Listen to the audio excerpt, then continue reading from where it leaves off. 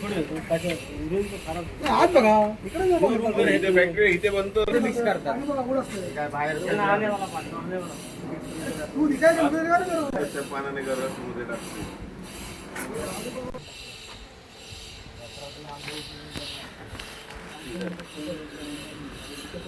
कशाचा कलर आहे?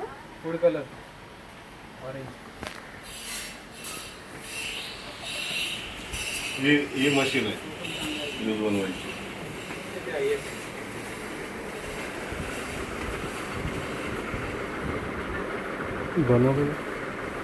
हे पाणी यूज करतो आणि हे बघा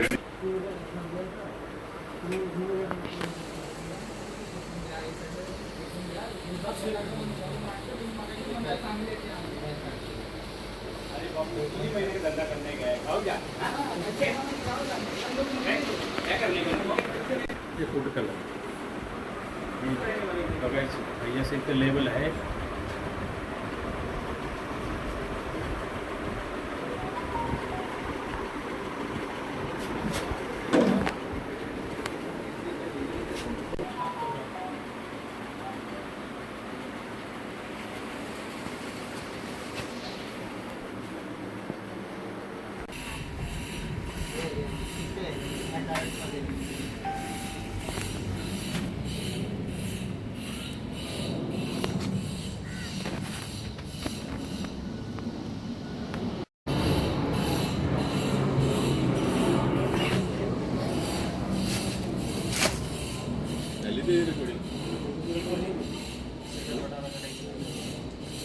ऑटोमध्ये टाकायचं इथं आहे बघा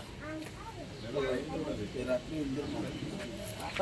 कोण सडले असते कोणी लागेल ना लोकांना कोणी खा प्या ना चांगला कर ना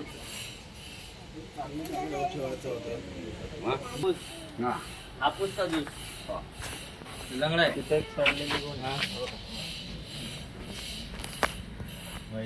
फाईल मॅनेजर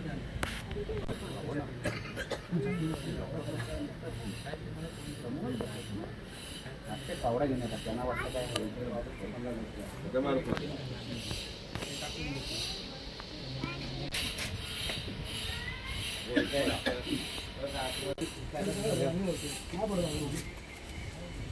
जागा कशी दिली बघा ना भाड्याशी मसला काय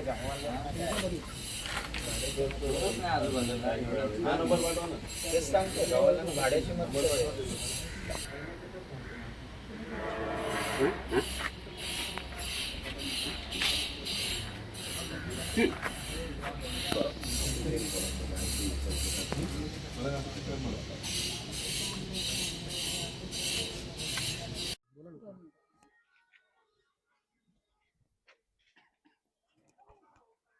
पैकिंग डेट नाही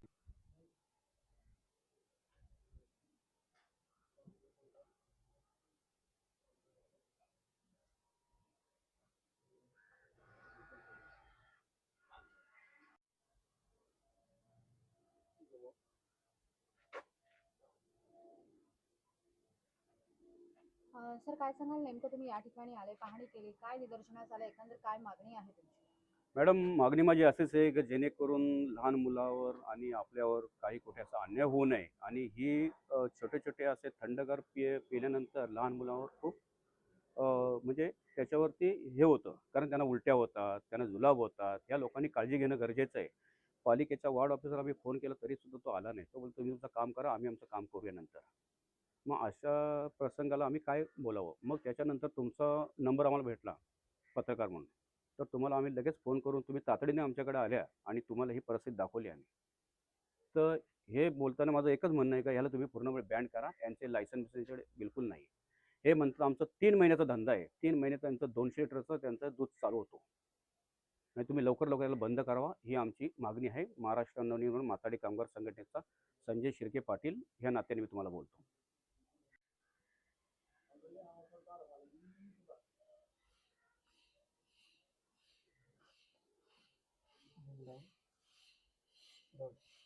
सर नेमकं काय सांगाल तुम्ही या ठिकाणी आले तेव्हा नेमकं काय चालू होतं आणि नेमकी तुमची मागणी काय आहे? आम्हाला एका व्यक्तीचा फोन आला होता की बनकोडे समतानगरच्या आतमध्ये एक फॅक्टरी सुरू आहे आंबा आरस बनवण्याची.